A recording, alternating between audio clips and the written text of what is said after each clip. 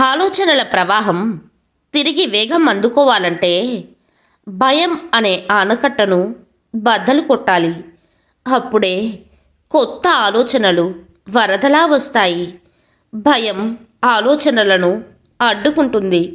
దాన్ని జయిస్తేనే నిజమైన స్వాతంత్రం, నిజమైన అభివృద్ధి మొదలవుతుంది.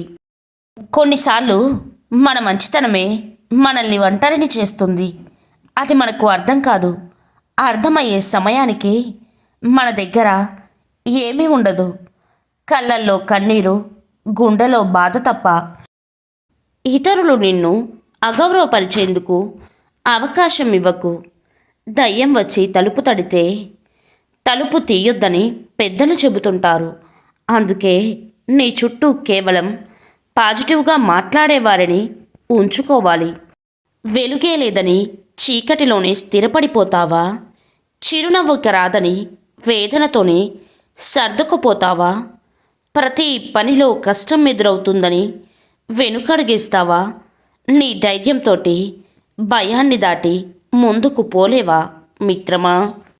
మనం విశ్రాంతి తీసుకోవడానికి ఒక రోజును కేటాయించకపోతే విశ్రాంతి తీసుకోవడానికి మన శరీరమే ఒక రోజును కేటాయించుకుంటుంది.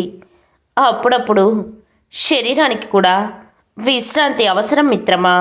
సమస్యలతో చిక్కుకొని ఎవరైనా మిమ్మల్ని సలహా అడిగినప్పుడు సలహాతో పాటు మీ హస్తాన్ని కూడా అందించండి. ఎందుకంటే సలహా తప్పవుతుందేమో కానీ మీ తోడు మాత్రం నిజమైనది మిత్రమా. కాలం ఎప్పుడు ఒకేలా ఉండదు. మనం ఇప్పుడు బాధపడుతూ ఉండవచ్చు, కానీ మనం బాధ పెట్టకపోయినా సరే మనల్ని బాధ పెట్టిన వారు బాధపడే ఒకరోజు ఖచ్చితంగా వస్తుంది. నలుగురికి నచ్చే నువ్వు మరో నలుగురికి నచ్చాలని లేదు. 10 మంది మెచ్చుకునే నిన్ను మరో 10 మంది తిట్టుకోవచ్చు. ఎందుకంటే నీ వ్యక్తిత్వం నీది, ఎదుటివారి ఆలోచన నీది కాదు. అందుకే ఎప్పుడు ఒకరి మెప్పు కోసమో ఒకరి గొప్ప కోసమో కాదు, నీకోసం నువ్వు నిజమైన వ్యక్తిత్వంతో జీవించు మిత్రమా. సహనం అంటే దండించే అధికారమున్నా దండించకపోవడం. ప్రేమ అంటే వదిలిపెట్టే అవకాశమున్నా వదలకపోవడం. వ్యక్తిత్వం అంటే చెడగొట్టే పరిస్థితులు ఎన్ని ఉన్నా చెడిపోకుండా ఉండడం. వాదించేవారికి నువ్వెంత తక్కువగా స్పందిస్తే అంత ప్రశాంతంగా ఉండగలుగుతావు. వేధించేవారికి నువ్వు ఎంత దూరంగా ఉంటే అంత మనశ్శాంతిగా బ్రతకగలుగుతావు. గంజి గురించి చెప్పమంటే ఉన్నోడి బట్టకి లేనోడి పొట్టకి అన్నాడట. భోజనానికి వేళలు చెప్పమంటే లేనివాడికి దొరికినప్పుడు, ఉన్నవాడికి అరిగినప్పుడు అని చెప్పారట. విలువ లేకుండా ఖర్చు పెడితే ఏదో ఒక్కరోజు అదే డబ్బు నీకు విలువ లేకుండా చేస్తుంది.